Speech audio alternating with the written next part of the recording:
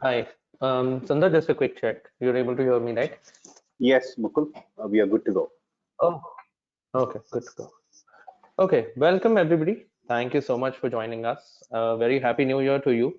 As part of the Wednesday webinar, we bring to you the first webinar of 2023, which is on impact of data protection bill on you, the researcher. Next slide. Now, we've been doing this for 6 seasons. Every month on a Wednesday, we have been talking about topics which are relevant, recent, which are new.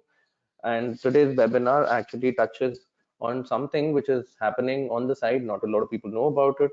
Some people do know about it. But the intent is to actually make a lot of people aware about the details of what is happening. Next slide. Talking about us, I am Mukul. We have the Wednesday webinar committee comprises of 3 members. First is Sundar. Sundar is the CEO of SL Ventures. Then we have Samir. Samir is the founder and CEO of Crownet, and I am the VP with Purple Audacity. About MRSI, MRSI works on 3 aspects. First is creating awareness of industry amongst the public at large as well as the government. Today's webinar actually touches on to this aspect of MRSI's work. Second is establish and promote professional standards. And third is provide a platform for professionals to engage and showcase their work and collaborate on common issues. Now, other than the Wednesday webinar, what we are also really looking forward to is the Golden Key Awards. And we hope that you filled in your nominations because the last date is actually 19th of January. Now, talking about today's webinar, we've got a big panel for you. Today's webinar actually focuses on 5 aspects. First, it is about what have we done as the MRSI community about this entire data protection bill. Second is what is digital data protection? Third, how am I impacted? Fourth, how does it impact the buyer side? And fifth, do we need to change anything in the way that we work as researchers, as buyers? How does it impact us? Now, if with all of that time permits, we would definitely also try to get in some questions. Introducing the panel very quickly, I am going to introduce Sandeep, and Sandeep is going to introduce the rest of the panel. Sandeep Arora is the Vice President, Executive Vice President, and Global Head of Datamatics. Other than that, he is also the ex-MRSI President and currently heads the Data Protection Committee at MRSI. Sandeep, over to you to just introduce the rest of the speakers as well. Thank you very much, Mukul. Welcome everybody, and very happy New Year to all of you. It's my pleasure to introduce the Data Protection Committee at MRSI, which is tasked with understanding what's happening in this space and also align the rest of our members as well as industry in this direction. With me, we have Prasoon Basu, who is currently the Head of Growth and Digital Transformation at Kantar. Then we have Chandan Mukherjee, he's Director and EVP Strategy, Marketing as well as Communication at Nestle India. And along with Prasoon and Chandan, we do have Abhinav Goyal, who is leader at Consumer and Marketplace Insights at Nestle India. Along with the Data Protection Committee at MRSI, we also have an engaged external partner with us, and that is Supratim Chakrabarti. Some of you might have heard him at the MRSI's annual seminar as well. He is a partner at Khaitan and Company, which is a leading at a law firm specializing in the data protection and other related aspects for this country. So moving on,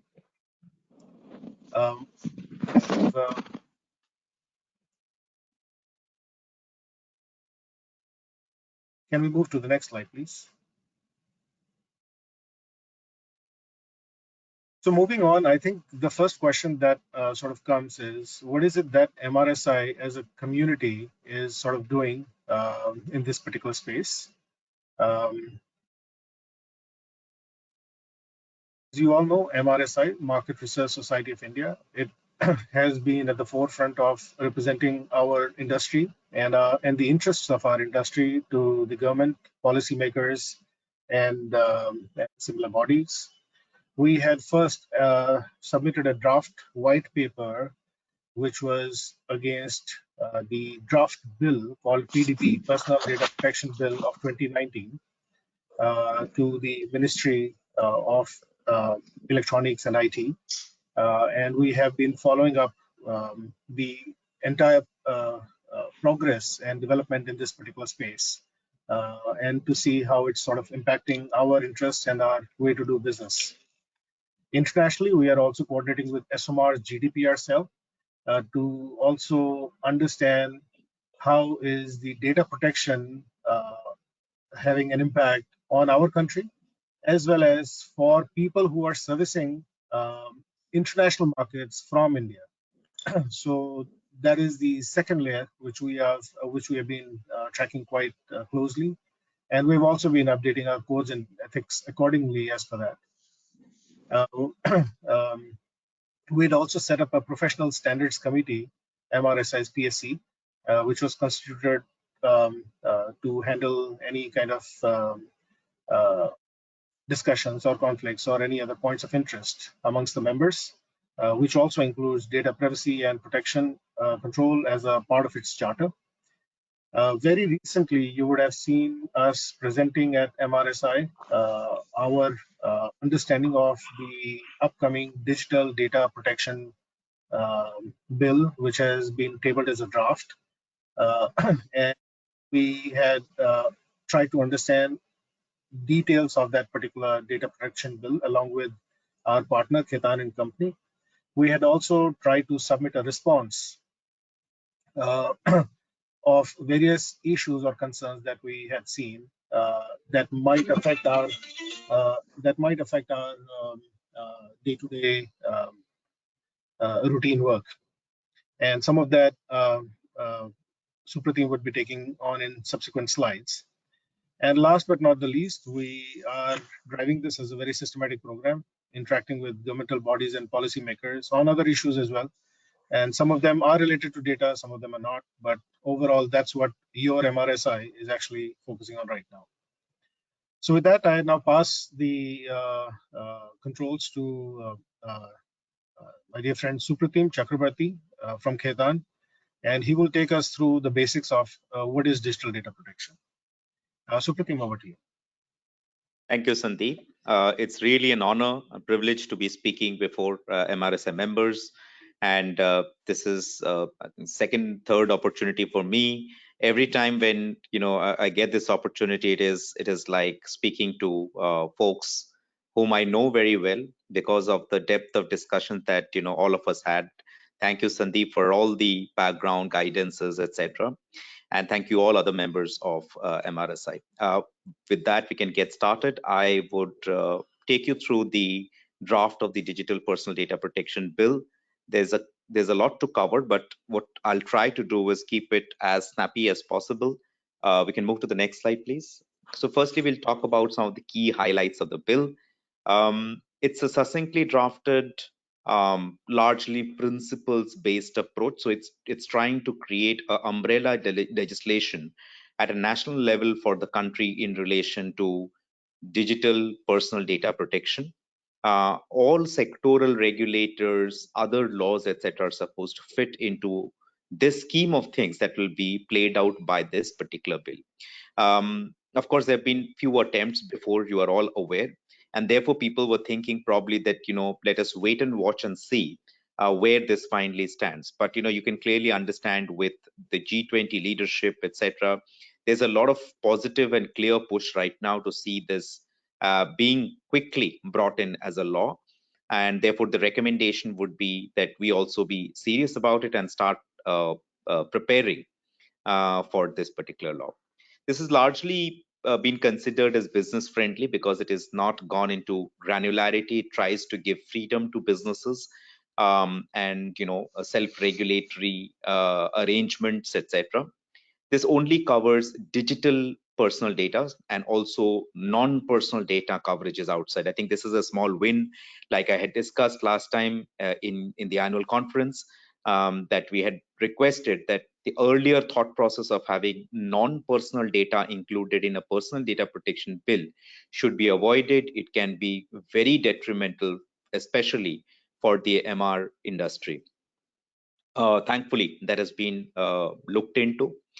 Then we have this classification of data controllers, which are called data fiduciaries under the law, into normal data fiduciaries and significant data fiduciaries, depending on, say, amount of data that is crunched, the criticality of the data that is being processed, etc. Okay, but that is yet to be framed or formulated in great detail. It is just a thumb rule which has been provided. There's a new concept of deemed consent, interestingly. Now, what is deemed consent? Just to give a very sort of bare bone example. When you normally, consent is a ground of processing, but that cannot be the only ground of processing. Okay, there are other grounds of processing also which are required. For example, if there's a patient which is to be taken to the hospital, you'll not be waiting for the consent to be taken, right? So there are certain avenues like that where deemed consent is required. You will also get to see some of the businesses or professions will get a boost if this particular law sees the light of the day the way it is.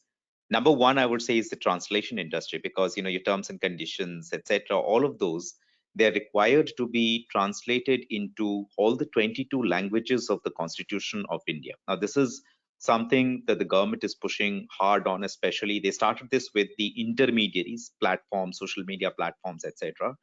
Now this is moving into a zone where all data controllers have to look into it. Cybersecurity, of course, because if you see the penalties, the highest penalties kind of pertain to cybersecurity. Okay, data protection officers again will perhaps grow as a profession, etc. So I'm not going into great detail on this. Some of the negatives of this particular bill, on which we have also given inputs, is there is no sunrise period or preparation time which has been given. For example, even under GDPR, there were 2 years which was provided. So the request usually from the industry is, say, 18 months to 2 years should be provided for preparation. There's also criticism of over dependence on delegated legislation. Like a lot of rule making will happen under this, but probably that is by design, because technology is ever evolving. And the idea is to see that as technology evolves, things are fitted in through rules, and we do not disturb the mother legislation time and again. Next slide, please. There's also no categorization of personal data. Sorry, the slide has not moved, I think. Yeah, thanks. So, there's no categorization right now of personal data into sensitive and critical personal data, which was the case earlier. And even today, under Indian law, there is a distinction between personal data and sensitive personal data. This is a very unique approach which is being sought to be followed and not in sync with many international jurisdictions. But when you look at provisions which relate to data breach, etc., there is an inkling of greater weightage being given in case there is breach of, say, sensitive data or critical data, or something which is of higher sensitivity. Okay, so this is a very interesting piece in the law. There is thankfully no hard data localization, which was earlier being thought of. Now what have they proposed? They have talked about pre-approved jurisdictions to which data can flow, like whitelisted countries. Okay, we had some discussions at the ministerial level and understand that by the time this law comes into force, probably that list would also be provided as to which are the whitelisted jurisdictions.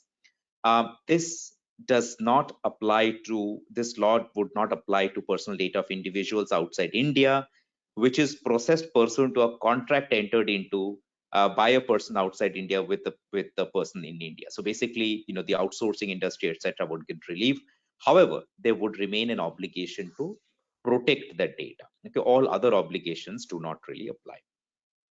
There are some good concepts like alternate dispute resolution. Not everything needs to end up in a court of law. There are also things like, data principals have certain duties. Okay, and because this was never there, which earlier, enhanced obligations are there in relation to handling of children's personal data. This is a very important one. Like there is a bar on targeted advertisement and tracking and monitoring of children, and age of consent still remains 18 years, which again, is a problem.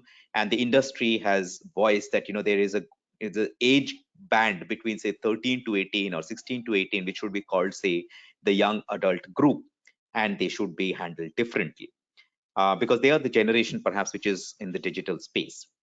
There is no materiality or risk-based threshold for notifying personal data breaches, which is again a little scary because then every data breach is required to be notified. High financial penalties, I'm just going to take you through the high financial penalties part, because that is the reason why it has become board level discussion. Penalties can shoot up to 500 crore rupees. But thankfully, there is no criminal sanction, no imprisonment provision in the law. Next slide, please. So I think this, I just told you 500 crore can be the penalty, but it is also determined pursuant to a number of factors like gravity of non-compliance, duration of the non-compliance, repetitiveness, efforts that have been undertaken to limit damages, etc. Okay, next slide, please. This is the full sort of categorization of penalties. So for example, 250 crores could be the penalty if there is failure of data processor or data fiduciary to take reasonable security safeguards to prevent personal data breach. Then 200 crore if there's a failure to notify the board on affected persons in relation to data breach. Also 200 crore if there is non-fulfillment of the additional obligations in relation to personal data of children, so on and so forth. So if you look at it, it is pretty much graded, and even individuals can face penalty. Suppose there is fake complaint, etc. Then an individual can also be wrapped on the knuckle, and non-compliance can tantamount to penalty of up to 10,000 rupees. Next slide, please. Interestingly, in this particular bill for the research industry also, we found some relief, and we have further given our inputs on this. And what does it say? It says that if a personal data is processed for research purposes, then, and it is not really to take decision specific to a particular data principle, and if such processing is carried out in accordance with standards specified by the Data Protection Board of India, in such cases, central government may exempt compliance of certain provisions of the bill. Now, what we have done is we have taken this one step ahead. We have also talked about how the MR industry is uniquely positioned in the market, how processing is primarily conducted on an aggregated basis and not specific to any data principle. The organization is already subject to robust self-governing standards, and therefore exemption should be provided. If you observe the way the government is moving right now, they are laying a lot of emphasis on self-governance, and we are also trying to take this one step ahead to explain how we are already having robust mechanisms. Next slide, please. Now, whilst we will have a particular discussion right now after this on how to prepare, but I thought that I'll just quickly touch upon certain things which, with or without the law, you should anyways prepare. It's anyways written in the bill, but you should try and incorporate these into your system, I think, right away. One is privacy notices and consent in a very simplified, easy to understand manner. And you should templatize and keep this, and also keep evidence of this notice being provided or consent being taken, because in a bad day, you would be required to produce this and also show how and when consent was taken or notice was provided. Next is data breach reporting protocol. I think definitely you should have a playbook. In a bad day, you would not be running around and figuring out how to report the data breach, what else to be done. Okay. And finally, you should have properly entered contracts with data controllers and data also wherever relevant with the data processors. Because if you look at this law, this delineation of rights and responsibilities will become very important in guiding that in a particular bad day, whether you had a responsibility, say as a data processor, to really protect the data in a particular manner. If you had simply followed what the data controller had said, then to that extent, the responsible liability goes down. Okay, I'll keep it at that, and I'll pass it on. Thank you. I'll happy to take any questions at the end. Thanks, Supratim. Prashant here. So, Supratim took us through the actual bill and the various important caveats of it. And the next couple of sections, this one in particular is a little bit of an agency perspective. We'll speak from for the next 10 minutes, and then I think a bit of a client perspective. But the point is, how does this apply to us? How does the bill in its hard code apply to us? What are the applications? What are the key points to keep in mind in day-to-day running of our roles in the industry? And there are various parties, various types of organizations who touch the industry either very much integrally or on the sides of it. So I think keeping all of that in mind, we are running the next couple of sections. Next slide, Sundar. So essentially, like I said, we will kind of have an agency perspective here. And while there's delineation in the types of work we do, qual, quant, syndicated, online, etc., you will find actually a lot of it does apply together. And very much looking at what Supratim was building on in the tenets of the bill, and what are those things from there that we need to take and run with. A couple of points I would say as we get into that is that typically the agencies play a pretty big central role in kind of binding everybody together as the work of this industry happens, and kind of integrators, things converge around it. So very important to keep that context in mind as we do our day-to-day running of our jobs that we conduct. And also a lion's share of the activity happens within the servicing bodies that construct our industry. And that's one of the reasons why it becomes really so important to keep this in mind. So let's kind of think about that and then move into the various facets of it. Yes, first build. So the point is that the principles of the Personal Data Protection Bill, the big points of it which Supratim covered, will stay with us irrespective of the type of work we do, and that's very, very important. The nature of the safeguards, some points need to be more highlighted in certain types of work we do, and some others in certain other types, but the overall principles and their application will broadly cover for whatever type of work we do here, because we're talking about personal data and consumer data by and large, whatever be the type of work. That's the first point. The second point is the heart of the bill is around personal data protection, and the relevance of that is very, very high to us. This whole concept and relevance of personal data protection, which is why MRSI has taken such a leading seat on this to communicate with the industry within and then with the ministry. So the first point is that this deals with collecting and processing stage of personal data, personal identifiable information.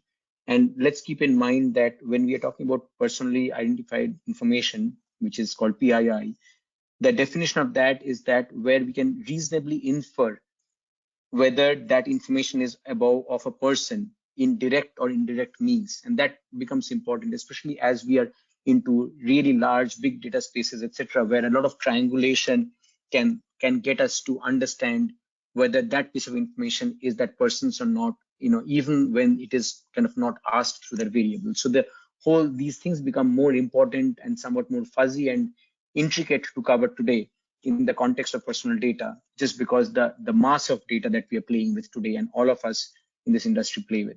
But it will apply to the collection stage of the data, and then there are several processing stages of the data that goes in through direct processing of what we call DP, and then applications in analytics, applications, what happens out of the final outputs of the data when other organizations are using that data.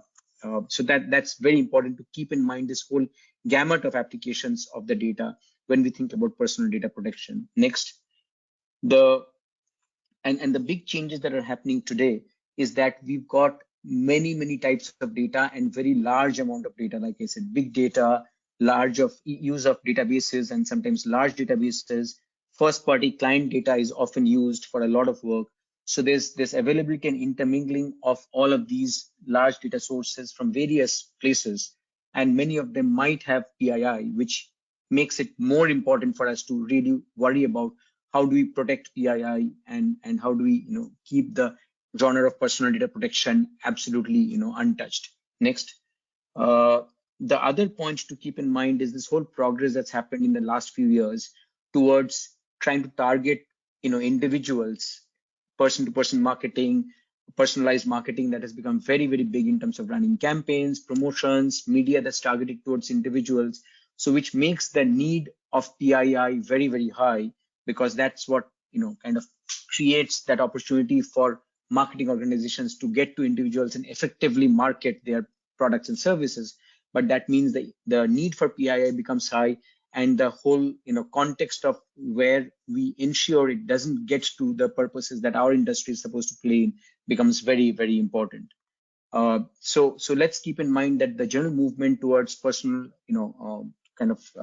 targeting and getting to for marketing purposes will make this even more difficult for us in the coming times as that continuum goes on.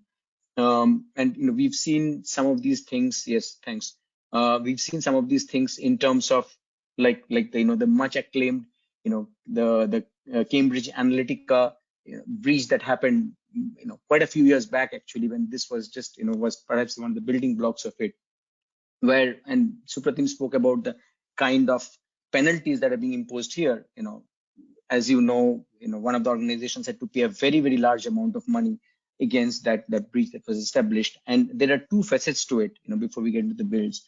One is really about how do we really look at collecting the data in a consented or an unconsented manner, and that's one big part of personal data breach. And the other is what is the use of the data, and that case highlights both about consent-based or not consented collection of data, and then the misuse of it. Let's get to the next build here. And what it talks about as a result is that for personal data protection, it's very, very important to safeguard and separate out that data from the non-PII data. It's absolutely essential we do that, so that we don't have a risk of personal data flowing into places where it doesn't need to flow into. Next. The other point that's very, very important, which I think has been spoke about, is the very heavy penalty that is part of the bill, and rightly so, to really kind of mitigate the chances of this really happening, and up to 250 crores as you saw in the slide earlier on.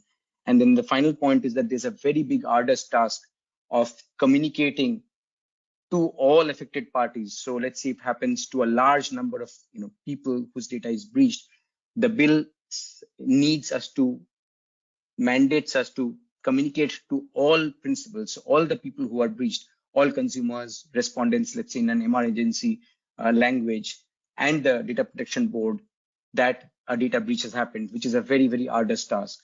So keeping all of these things in mind, it's very important that personal data breach does not happen, and that the fallouts of that can be very high. Penalties, informing, there's obviously a public position which companies who have had these breaches have faced and had severe repercussions of that. So it becomes really important here. Again, calling out the next point here, which is about consent. So the consent has to be really, really clear. Next build. Clear written consent, so it's there and documented and cataloged, very specific, informed, unambiguous, and freely given by the person who's giving the consent. So there's no lack of clarity in terms of the individual who's giving consent, what really kind of they're consenting to, and there's no downstream challenge of misinforming or not having the person agree to that activity when they're sharing their personal data. Specifically, the purpose of the use of the data becomes very important. And like we are saying, I think the purpose of use of data has become manifold now versus a few years back. So keeping in mind that there are so many users of this data, the specific purpose of why this data is being collected and what can be users of this data becomes super important to get consent on. So again, what a consumer or a person is not comfortable giving out data for, they have the right to not give out the data, knowing the all possible uses of data. And that's where I'm saying it's become very fuzzy now, because a research agency's or a client's activity in a direct way might end somewhere in a certain ambit, but now given all of the ways that marketing is done today, that data can be used in more expansive ways, and that makes life much tougher for all of us to think through when we are playing this arena of any personal data. Next slide. So I guess the important pieces of call out when we are thinking about some of the specified type of research that we do in the industry, qual, quant, syndicated, online, and then I'll kind of end with some of the new areas of work that's come up now already, which is mainstream and will become more mainstream now. So first of all of this, will be applicable from the context of specified consent and all forms of consent for all stages and all forms of processing, and protecting personal data breach. These two things are very fundamental parts that we need to be very careful about in all types of work we do. Within that, I guess a few call outs would be, so online, for example, the separation of PII data from non-PII data becomes even more tricky in online, because we have online access panels, we have many ways of collecting a consumer or a person or a respondent to a study, which could be through contest that goes out online. So there is an inherent chance of a PII footprint that gets mixed with the rest of the non-PII data that we think is important for the study, right? So that mixture becoming more inherent makes it more critical for us to be clear how we separate out, and a more heightened care in the online space of how do we not take data without consent, or how do we protect that PII data and there's no breach that happens from there.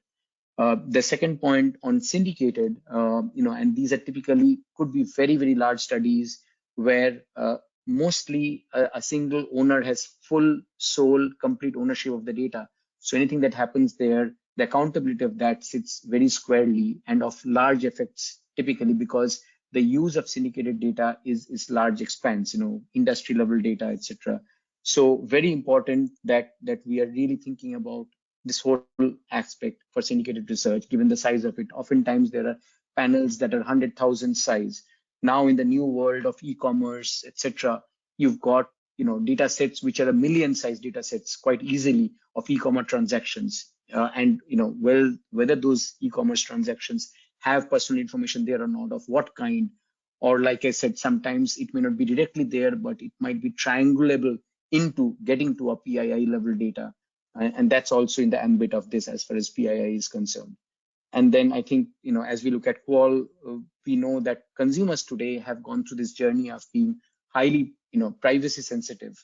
And as a result, we need to be very, very careful how we deal with them, how we administer projects on the Qual space, both digital as well as, offline Qual spaces, where a lot of information, for example, for QC purposes, we oftentimes store pictures of respondents or consumers to check that those are not duplicating respondents. But then that could create privacy concerns which consumers might react not well to, and rightfully so.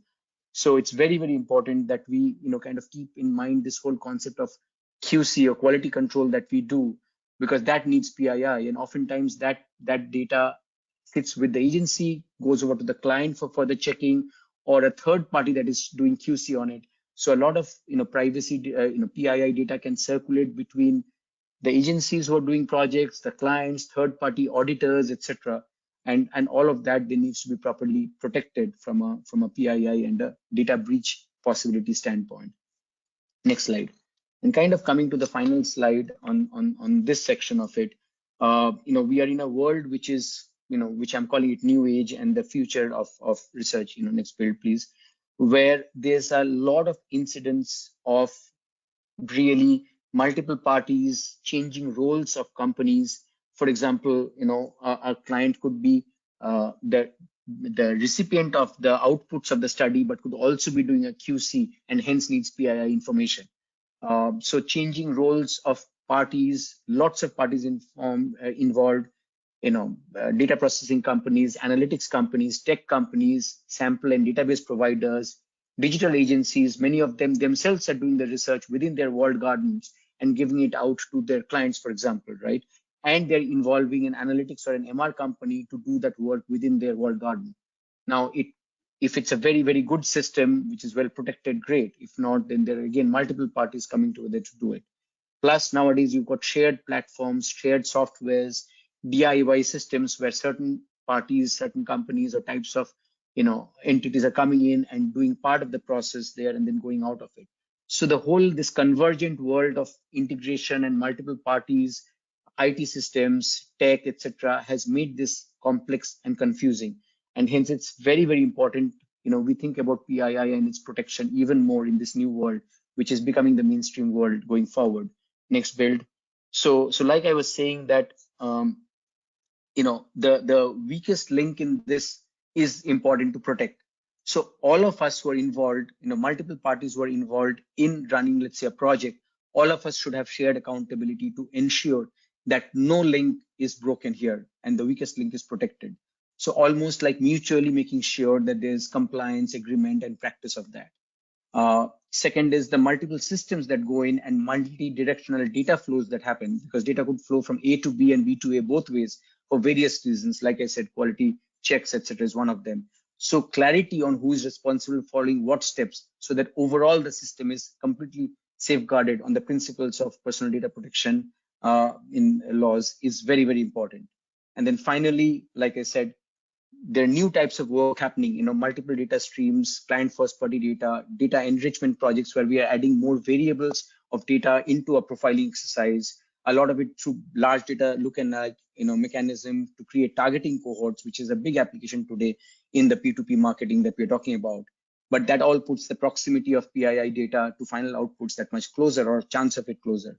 And hence very strict principles, sound principles on clean rooms, sandboxes, etc., become very, very important to run in a very, very controlled manner, so that none of these things really happen, on the work we do day to day. So with that, I'll pass it on to, I think, Abhinav to kind of take us to the next section with more perspectives on this bill. Thank you, Prasun, for covering the agency perspective. I'll walk you through, what are the things we need to be privy about as a client or as data users in the next few slides. Next slide, please. So yeah, you can click on the animation. It's okay.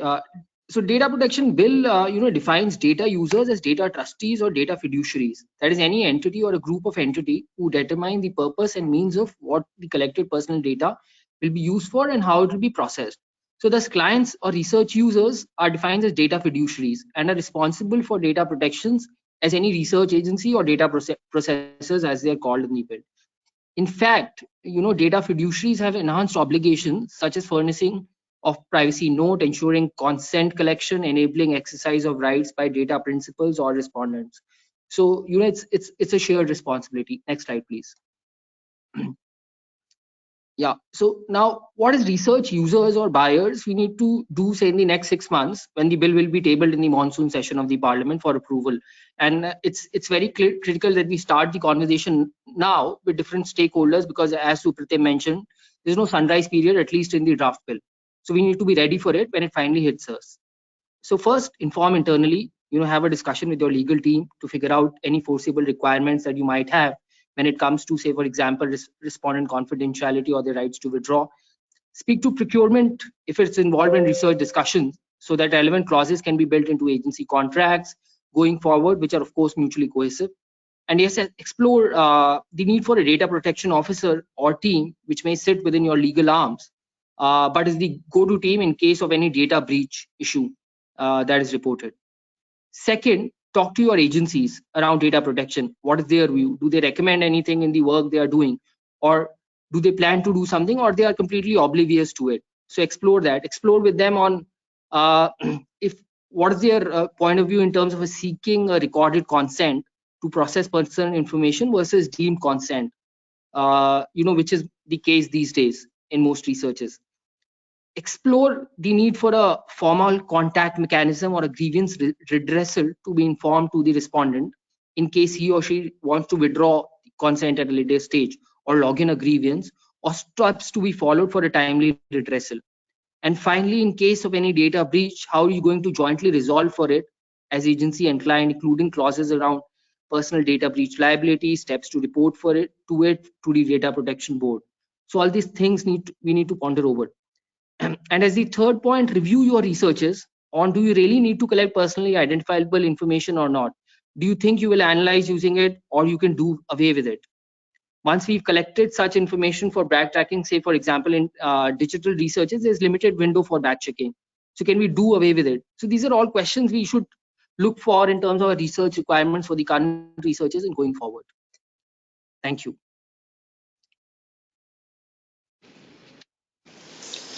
Thank you, Abhinav. This is Chandan here, and good afternoon, everyone. Just sort of giving you a little bit of perspective of we in research, what should we be changing, if anything, in our way of working? Whether we are an initiator or a buyer of research, or whether we are a collector of research data or a processor of data and so on, it affects everyone. And of course, as we all know, digital is very much an integral part of our lives and getting even more omnipresent in our lives. So it was only natural that something like this would have come in at some point. We know about different kinds of issues around data that we see around us in the wider world. But the good news is that the market research industry already has got quite a bit of self-regulation in mind. We follow some of the principles about identity and all of that, which are fairly well established in many ways. And of course, there is a moment also to strengthen those, especially looking at digital in mind. So if you move to the next slide, please. And you can go through the entire build at one shot. So first of all, since we are talking about data, I thought that maybe we could talk about D, which is around duty to be vigilant. And this is very important because whether you are an initiator, buyer, collector, processor, it's about being vigilant that this particular bill, which is getting into rights of data principles, this become then duties of data processors or data fiduciaries. And therefore, it's very, very important that we have the consent. And sometimes, in classical market research, while the consent might be there in our questionnaires and so on, sometimes it's a little unclear, and sometimes it may be not well put in, or maybe the respondent is not fully aware that his or her consent was taken. Or in digital data, whenever you are looking at such kind of data, maybe there are systems already, maybe some systems need to be strengthened. So this is one area which you'll have to work on to ensure that you have the right kind of consent mechanisms, the right to information about personal data if somebody is going to kind of look at it and ask for it. And there are different kinds of data in our system that was being explained earlier. So we need to have and ensure that we have the right kind of compliance mechanisms insofar as this is concerned, and we have all the right mechanisms in place so that if there is a bad day or anything like that, from a data protection point of view, we are well guarded, we are well safeguarded, and we have this entire vigilance mechanism in place. Now, of course, there are different kinds of data. A lot of our data in market research is often aggregated. So there is no, linkage back to individual personally identifiable information. In some cases, maybe, whenever we are using data for more of audiences or managing relationships or CRMs, and if there is the feed of such kind of data into those kind of mechanisms, when there is more identifiable information of first party data or derivatives thereof, then of course it becomes more complex, and we have to ensure that we have the right vigilance and right kind of safeguards in place to be able to do that. So it is for you to assess, depending on which part in the entire value chain you are in, to assess what do we really need to bring in terms of vigilance on the data. So that's one. The second one on awareness, and I was talking to a few middle-level researchers a while ago, last month actually, before we broke for the Christmas and the New Year sort of break. And I was asking them about this, and the awareness is sometimes there, the awareness is sometimes a bit lacking on the details. So therefore, it's also the right moment for us to become more aware. So we need to raise awareness of ourselves and others, understand it in detail, and raise awareness of others.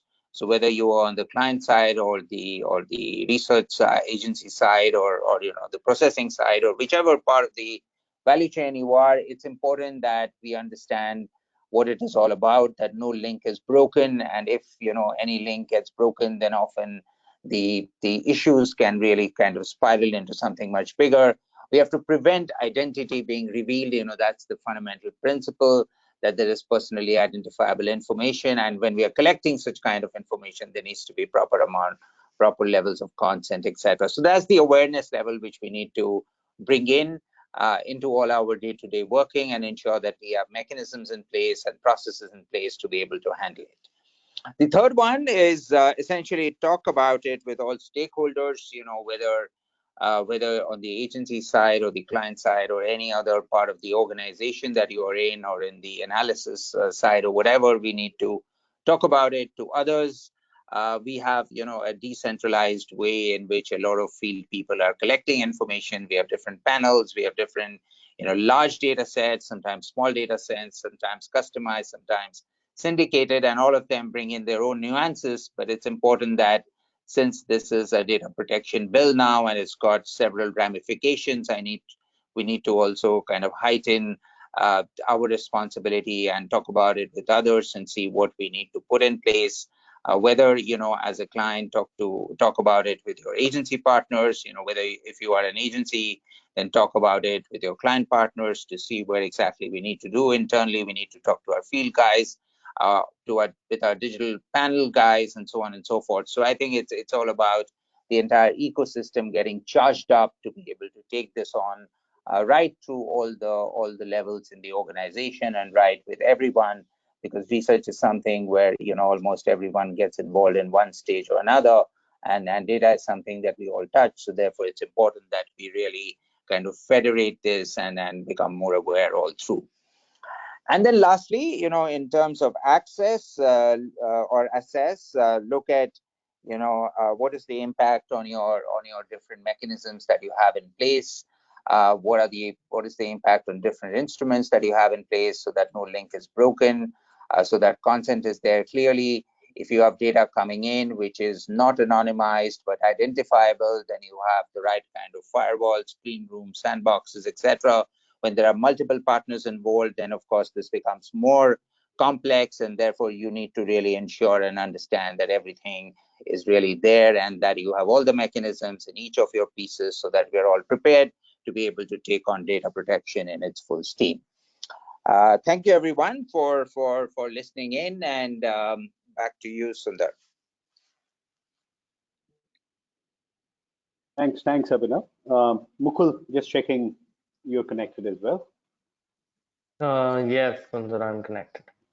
Hey, thanks to all our panelists. You've really taken the pains to demystify and simplify the data protection bill for us. It gives us a wonderful starting point, and like Chandan mentioned, it's extremely important that we are vigilant, aware, and on top of things, right? So audience, on your GoToWebinar window, there's a question panel. Feel free to type your questions. Unfortunately, you can't speak them out. Between Mukul and I, we'll ask them to the panelists. I'm just starting off with the first one. Sandeep, this one's for you. I know you've been at the forefront of ensuring that our community is aware of the changes and therefore the challenges that will come our way, and then the need to be prepared. And quite recently, you also had a gathering of senior members of the research community on a call to represent, us at large as a community with the, makers of this bill. So can you share some key highlights and experiences, and what do you think about our state of preparedness and readiness? Yeah, thank you, Sundar. So basis the interactions and experiences I've seen, I think I really need to be very, very thankful to the MRSI Secretariat and the current president of MRSI, who agreed that this is an important area for us to be investing our time and resources in it. But personally and frankly, I feel that we as an industry, while we are self-governed, of course, but our awareness or the amount of importance that we as an industry should be placing on data protection related dynamics is not as high as I would have wanted it to be. So therefore, MRSI's role in driving the sensitivity and awareness, as well as representing our interest to the government, is actually, I think, a step in the right direction at the right time. And I think with a partner like Hitan, it's quite enriching. As you had seen, there were a lot of areas where we have actually put in an influence of telling people what our concerns are. There is actually a place in the entire draft which says that some of these are exempted for anything which is research or statistics based. So I think this is all a courtesy of all the efforts that we as a community are making. But at an individual level, we still need a lot more awareness. Thanks, Sandeep. And I think it's nice to see that there is the Secretariat and the MRSI driving the agenda for us. And like you pointed out, it's our individual responsibilities and very important responsibilities to come on top of things and make sure we're prepared for this bill as it gets passed in the monsoon session. So, Supratim, just keeping the order of the way in which we all appeared and picking on from what Sandeep mentioned, um, I'm sure you're not just interacting with us, as the MR community. I'm sure there's several other verticals and industry domains that you're advising on. And just for as all of you pointed out, there is several contexts of self-regulation already in place for the MR industry. So with that in context, just compare and contrast for us. What are you observing, and also if you can reflect a little bit about Sandeep's comment on our preparedness and readiness, and probably tell us where we stand in the spectrum of industry you interact with. Right. Thank you. I think a very good question. Let me firstly sort of mention that I've been assisting several industry bodies and organizations in relation to providing feedback and inputs in relation to the bill. The one that was handled for MRSI was perhaps the most systematic one. So firstly, I think commendable effort from all of you who gave inputs on time, turned up for the discussion on the critical issues, refined and finalized this with us, and then finally we were able to put that input within good within the timeline that was provided. Coming to the preparedness perspective, I think I will take a cue from what Sandeep was mentioning, that whilst I think we are trying to go full steam and do a number of things in the right direction, but two things. One is, I think more of awareness is required for each of the organizations within the MRSI umbrella. And also remember that demonstrating compliance will be a very critical thing once this becomes a law, and that preparation should start from right now, because the GDPR experience has shown that even 2 years was not sufficient for EU organizations. So you can imagine in India probably we will take a longer time, because like EU already had a law, it was like a step up for them. We are almost like starting from zero to a quantum leap ahead, right? So we will take time. Please accept that fact. Do two things. One is, prepare on the lines like we have all mentioned during our talk, and definitely have more and more awareness sessions within your organization, because till the last person on the floor is not educated, your job is not done well. Thank you. Just another question from our audience. I think this one's from Praveen. How much of our proposed bill is similar to the GDPR or the California rules that have been put in place, or what are some of the key differences that you have noticed? Supratim, this is for you, but anybody in the panel can add to it as well. Right. I'll happy to get started, and then maybe others can also chip in. So let me tell you the reason why the previous draft bill was taken back is probably because we were emulating GDPR quite a bit, and it was becoming compliance heavy. And probably what the government thought is that we have had a bull run in the startup and MSME, etc. space. If so much compliance is brought into businesses, probably businesses would suffer. Therefore, right now, the idea is to have a balanced approach where innovation should not suffer. At the same time, individuals' data is well protected. Okay, that's the idea. So therefore, what has happened is we have moved well away from the GDPR construct into a more principles-based approach, where a number of individuals' rights have been kept, but the corresponding responsibilities, liabilities, compliances that are there, those have been removed, and thumb rules or principles have been provided. I'll pause there. Happy to have thoughts from others as well.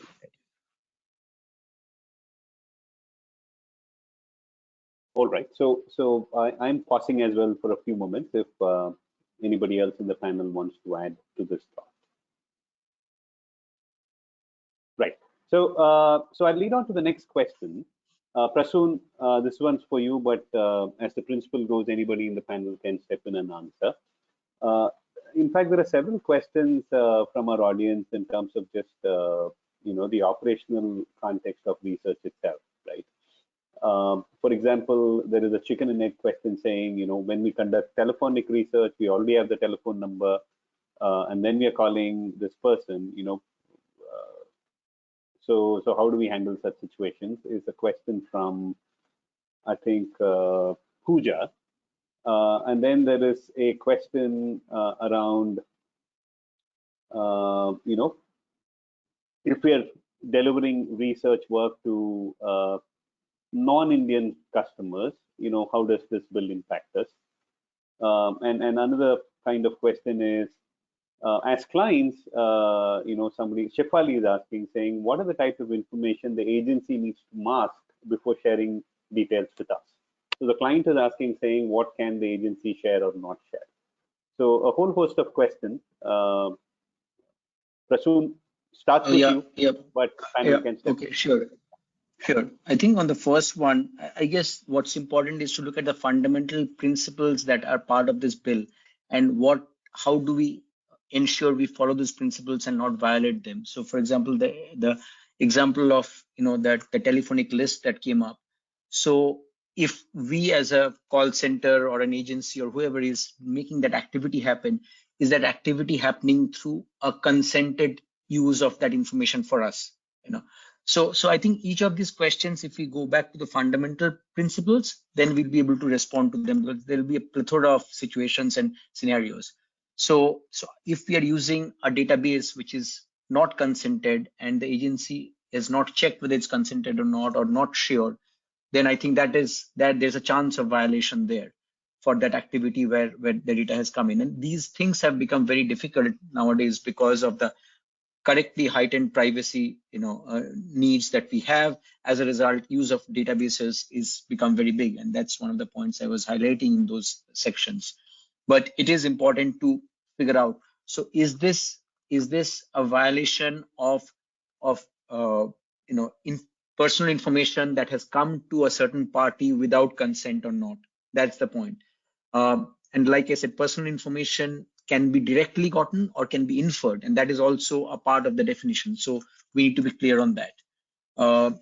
So that's part of the answer to one of the questions. The thing about outside, as long as I think the data sits here and the work is here, the rules of the bill will apply to that for data that sits in India. So the ambit of the data in India is part of the bill, even if the client is sitting outside.